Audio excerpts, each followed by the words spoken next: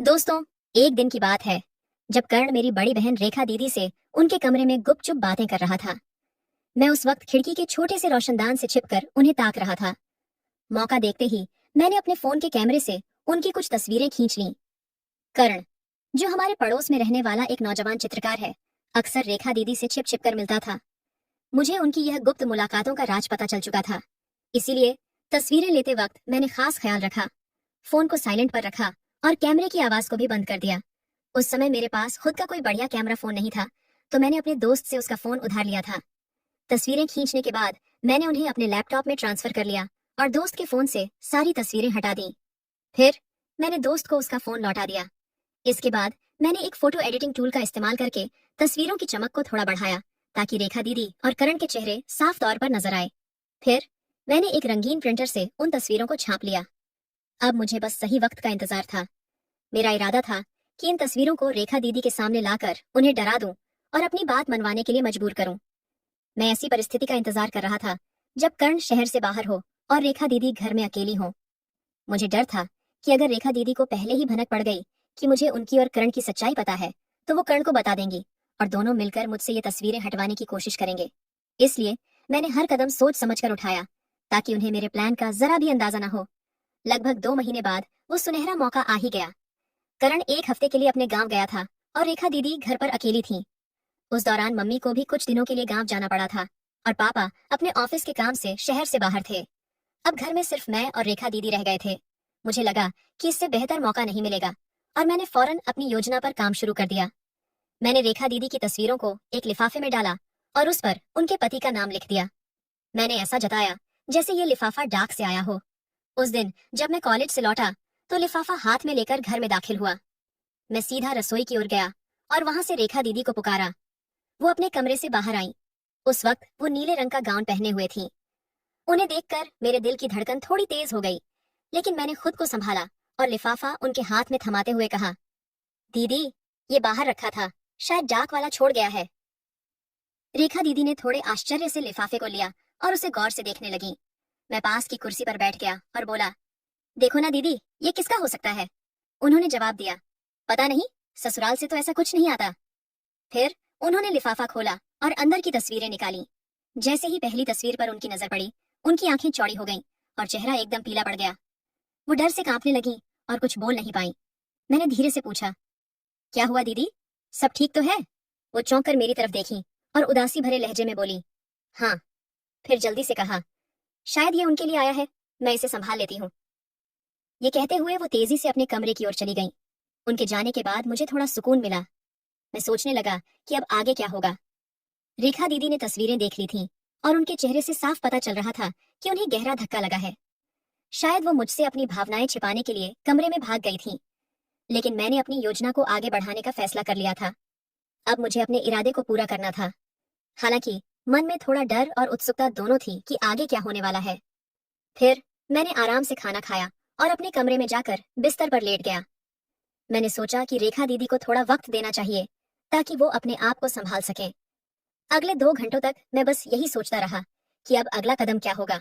इसके बाद मैं उठा और रेखा दीदी के कमरे के दरवाजे पर पहुंचकर हल्के से खटखटाया। अंदर से उनकी आवाज आई, क्या है? मैंने कहा, दरवाजा खोलो ना। उन्होंने पूछा, क्यों? मैंने जवाब दिया, मुझे तुमसे कुछ बात करनी है। वो थोड़ी चिढ़कर बोली, अभी मुझे तंग मत करो, मैं थक गई हूँ। मैंने फिर कहा, बस 1 मिनट के लिए खोल दो। थोड़ी देर खामोशी के बाद उन्होंने दरवाजा खोला और मुझे अंदर आने दिया। वो बिस्तर पर बैठ गईं और थके हुए अंदाज में बोली, जल्दी बोलो, मेरा सिर फट रहा है, मुझे आराम करना है। मैंने चिंता जताते हुए कहा, दीदी, तबीयत खराब है क्या? उन्होंने गुस्से से कहा, मैं ठीक हूँ, जो कहना है वो जल्दी कहो। मैंने कहा, मेरे फोन में कुछ तस्वीरें हैं जो मैं तुम्हें दिखाना चाहता हूँ। ये सुनते ही वो सतर्क हो गई और बोली, कैसी तस्वीरें और मुझे क्यों दिखा रहे हो? मैंने हल्के से हंसते हुए कहा, अरे पहले तो देख लो, तुम्हें अच्छी लगेंगी। उन्होंने ठंडे लहजे में कहा, मुझे कुछ नहीं देखना, तुम यहाँ से जाओ। तब मैंने गंभीर होकर कहा, अगर नहीं देखोगी तो बाद में अफसोस होगा। अब वो उलझन में पड़ गई और बोली, क्या मतलब है तुम्हारा? ठीक है, जल्दी दिखाओ। मैं थोड़ा उत्साहित था, लेकिन नर्वस भी। मैं उनके पास गया, फोन निकाला और गैलरी खोली। रेखा दीदी स्क्रीन की तरफ ध्यान से देख रही थी। पहली तस्वीर मम्मी की थी, जो रसोई में खाना बना रही थी। ये देखकर उन्होंने राहत की सांस ली और फोन अपने हाथ में ले लिया। मैंने कहा, आगे की तस्वीरें देखो, बहुत शानदार हैं। वो स्क्रॉल करने लगी। आगे मम्मी पापा की कुछ आम तस्वीरें थीं, फिर रेखा दीदी और करण की भी कुछ साधारण तस्वीरें थीं। फिर जैसे ही अगली तस्वीर आई, जिसमें वो और करण करीब खड़े थे, उनकी आंखें फैल गईं और वो घबराकर मेरी ओर देखने लगीं। मैंने इशारे से उन्हें अगली तस्वीर देखने को कहा। अगली तस्वीर में वो और करण एक दूसरे को गले लगाए हुए थे। ये देखते ही वो गुस्से में मेरे पास आईं और बोली, बदमाश, ये तस्वीरें तुमने कहाँ से ली? मैंने तेजी से फोन उनके हाथ से छीन लिया। उन्होंने फोन वापस लेने की कोशिश की, लेकिन मैंने उसे अपनी जेब में डाल लिया। वो गुस्से से चीखीं, बेशर्म, ये तस्वीरें कहाँ से लाया? जल्दी बता। मैंने शांति से कहा, मैंने खुद खींची है। ये सुनकर वो हक्की बक्की रह गई और बोली, कब? कहाँ? कैसे? मैंने शांत लहजे में बताया, मुझे तुम्हारे और करण के बारे में सब पता है। ये तस्वीरें मैंने गोदाम की खिड़की से खींची हैं। ये सुनते ही वो समझ नहीं पाई कि क्या करें और फूट फूट कर रोने लगी। मेरा सब कुछ खत्म हो गया, मेरी जिंदगी बर्बाद हो गई। वो बड़बड़ाते हुए बिस्तर पर ढह गई और तकिए में मुंह छिपाकर जोर जोर से रोने लगी। मैं चुपचाप बिस्तर के किनारे बैठ गया और उन्हें देखता रहा। वो वहीं पड़ी सुबक रही थी। उनका नीला गाउन उनके शरीर से चिपक गया था, जिससे उनकी शक्ल साफ दिख रही थी। कुछ देर बाद जब उनका रोना थोड़ा कम हुआ, मैंने उनके कंधे पर हाथ रखा और कहा, दीदी, अब बस करो, उठो। लेकिन वो रोती रही। थोड़ी देर बाद मैंने फिर कहा, दीदी, मैं ये तस्वीरें किसी को नहीं दिखाऊंगा, मुझ पर यकीन करो। ये सुनकर उन्होंने धीरे से सिर उठाया और मेरी ओर देखा। उनके चेहरे पर गुस्सा साफ दिख रहा था। मैंने कहा, जैसी हो वैसी ही देख रहा हूं। वो तिल मिलाकर बोली, क्या मतलब है तेरा? मैंने कहा, जिस तरह तुम करण के साथ रहती हो उसी की बात कर रहा हूं। उन्होंने गुस्से से कहा, तू मुझसे ऐसी बेहुदा बातें कैसे कर सकता है? मैं तेरी दीदी हूं। मैंने शांत स्वर में कहा, क्या ये बात गलत है? वो झल्ला कर बोली, करण के साथ जो होता है वो अलग है, लेकिन तू मेरा भाई है, तुझे ऐसा नहीं कहना चाहिए। मैंने उन्हें ताना मारते हुए कहा, जब करण के साथ थी तब तुम्हारी इज्जत कहाँ गई थी? इस पर उन्होंने गुस्से से जवाब दिया, उसने मुझे मजबूर किया था। फिर धीरे से बोली, देख रवि, पहली बार मजबूरी में हुआ था, लेकिन बाद में मैं खुद उससे जुड़ गई। प्लीज रवि, अब ये सब बंद कर दे। मैंने ठंडे लहजे में कहा, ठीक है, कुछ नहीं कहता, लेकिन ये तस्वीरें मैं अपने पास रखूंगा। जरूरत पड़ी तो इन्हें छपवाकर डाक से भेज दूंगा। ये सुनकर वो सिर झुकाकर फिर से रोने लगी। उन्हें इस हाल में देखकर मेरे मन में दो विचार आए, या तो उन्हें ऐसे ही छोड़ दूं या फिर उन्हें पूरी तरह अपने काबू में कर लूं। कुछ देर रोने के बाद उन्होंने सिर उठाया और आंसुओं से भरी आंखों से बोली, रवि, मैं तेरी बहन हूं, तू मेरे साथ ऐसा क्यों कर रहा है? मेरी जिंदगी तबाह हो जाएगी। मैंने सख्त लहजे में कहा, ये सब सोचना तुझे करण के साथ जाने से पहले चाहिए था। वो सुबकते हुए बोली, पहली बार मजबूरी थी, मैं लाचार थी। मैंने साफ पूछा, लेकिन बाद में तो तू अपनी मर्जी से उसके साथ थी, इसमें मेरा क्या कसूर? उन्होंने सफाई दी, रवि, तेरे जीजू बाहर रहते हैं, मेरी भी अपनी जिंदगी है, अपने सपने हैं, तू ऐसा क्यों कर रहा है? मैंने तंज कसते हुए कहा, वाह दीदी, तो इसका मतलब तू किसी के भी साथ रह सकती है। उन्होंने फिर वही कहा, उसने मुझ पर जोर डाला था। मैंने तीखे स्वर में पूछा, तो क्या, अगर मैं भी ऐसा करूं तो? वो गुस्से से चिल्लाई, रवि, तू बहुत गंदी बात कर रहा है, तुझे शर्मिंदगी महसूस करनी चाहिए। मैंने कहा, जो सच है वही बोल रहा हूँ। वो बोली, भाई ऐसा नहीं करते। मैंने जिद पकड़ते हुए कहा, भाई बहन का रिश्ता तो तुझ में रहा ही नहीं, अगर होता तो तू ऐसा न करती। जब उसने जबरदस्ती की तब तुझे मुझे बताना चाहिए था। इस पर वो रोते हुए बोली, भाई, मैं मर जाऊंगी।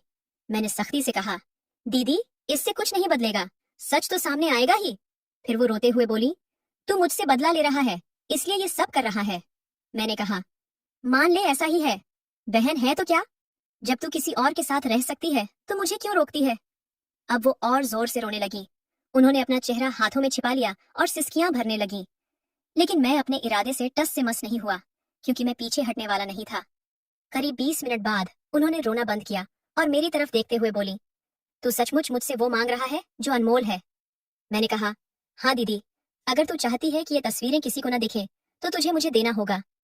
वो बोली, लेकिन रवि, तू मेरा भाई है। हे भगवान, मैं क्या कर रही हूँ? और वो फिर से रो पड़ी। मैंने शांत स्वर में कहा, दीदी, ये सब तेरे अपने की का नतीजा है। अगर तू चाहती है कि ये बात छिपी रहे तो तुझे पैसे देने होंगे। उन्होंने थोड़ा सोचा और बोली, ठीक है, मैं दूंगी, लेकिन रवि, ये गलत है। मैंने अपना फैसला सुनाया, दीदी, तू जैसी है वैसी ही रहेगी। मुझे बस करण के साथ तुझे देखकर गुस्सा आता था, लेकिन अब जो मैं चाहता हूँ वही होगा। उन्होंने समझाने के लहजे में कहा, रवि, जवानी में कुछ ख्याल आना स्वाभाविक है, लेकिन ऐसा करना ठीक नहीं। मैंने ठंडे स्वर में कहा, मुझे कोई फर्क नहीं पड़ता। पहले ये तेरी मर्जी के खिलाफ था, लेकिन अब नहीं है।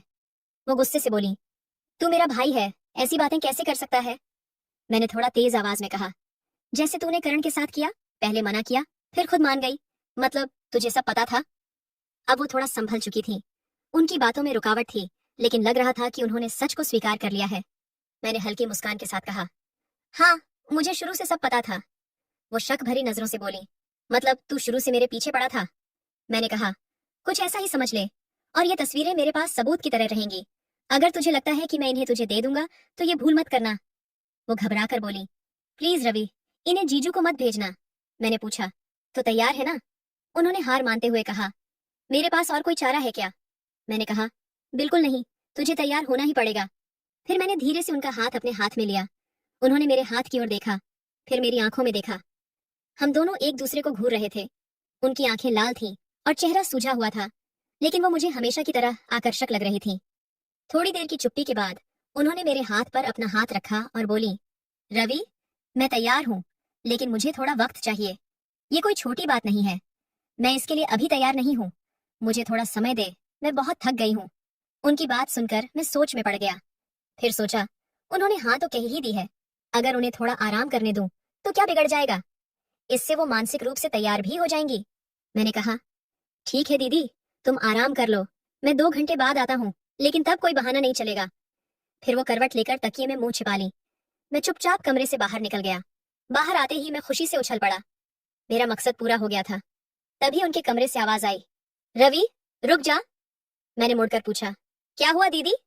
वो बोली, इन तस्वीरों का क्या करेगा? मैंने हंसते हुए कहा, पहले सब ठीक से हो जाए, फिर मैं खुद इन्हें डिलीट कर दूंगा। वो बोली, कोई देख लेगा तो? मैंने कहा, कोई नहीं देखेगा, मैंने इन्हें अच्छे से छिपाया है, तुम फिक्र मत करो। उन्हें यह भरोसा देकर मैं बाहर निकल गया। फिर मैं अपने कमरे में गया और बिस्तर पर लेटकर सोचने लगा कि रेखा दीदी को कैसे संभालना है। करीब 1.5 घंटे बाद मैं उठा, नहाया और आरामदायक कपड़े पहन लिए, एक ढीली टी शर्ट और शॉर्ट्स। फिर मैं उनके कमरे की ओर बढ़ा। दरवाजा बंद था। मैंने हल्के से धक्का दिया और अंदर चला गया। अंदर जाकर मैंने देखा कि रेखा दीदी बिस्तर पर लेटी थीं। उनकी आंखें बंद थीं, लेकिन वो सोई नहीं थीं। वो मेरा इंतजार कर रही थीं। मैंने धीमे स्वर में कहा, रेखा दीदी। उन्होंने आंखें नहीं खोली, लेकिन जवाब दिया, क्या है? मैंने पूछा, आंखें बंद करके क्यों लेटी हो? वो बोली, तो क्या करूं, तुझे मुझसे बात जो करनी है। मैंने कहा, हाँ, लेकिन आंखें बंद होंगी तो कैसे बात होगी? वो बोली, क्या मेरी आंखों से बात करेगा? मैंने कहा, नहीं, पर मेरी बात पूरी होने से पहले वो बोली, देख रवि, वक्त मत बर्बाद कर, इसलिए तो मैं यहाँ तैयार होकर लेटी हूँ। मैंने हिचकते हुए कहा, दीदी, ये सब सही नहीं लग रहा। वो बोली, तुझे नहीं लग रहा होगा, लेकिन मुझे अब सब समझ आ गया है, ये सब तेरी वजह से हुआ है। मैंने पूछा, क्या अब तुम तैयार हो? उन्होंने कहा, नहीं, लेकिन मेरे पास और रास्ता क्या है, इसीलिए तू इससे कुछ सबक ले ले। लेकिन याद रख, तू मेरा भाई है, मैं तेरे साथ ऐसा नहीं सोच सकती। मैंने कहा, पहले भी तूने ऐसा ही कहा था, लेकिन बाद में तूने खुद माना ना। वो बोली, वो दूसरी बात थी, लेकिन तू मेरा भाई है। मैंने सोचा और कहा, ठीक है दीदी, अगर तुझे ठीक नहीं लगता तो छोड़ दे, मैं फिर कभी इस बारे में नहीं बोलूंगा, लेकिन अगर तू कोशिश करेगी तो शायद तुझे भी अच्छा लगे। इस पर वो चुप रही। मैं उन्हें मनाने की कोशिश करता रहा। तो दोस्तों, ये थी हमारी आज की कहानी। आपको ये कैसी लगी? कमेंट में जरूर बताएं। अगर पसंद आई हो तो लाइक करें और अपने दोस्तों के साथ शेयर करें। ऐसी ही रोमांचक कहानियों के लिए हमारे चैनल को सब्सक्राइब करें और बेल आइकन दबाना न भूलें, ताकि आप कोई भी कहानी मिस न करें। धन्यवाद।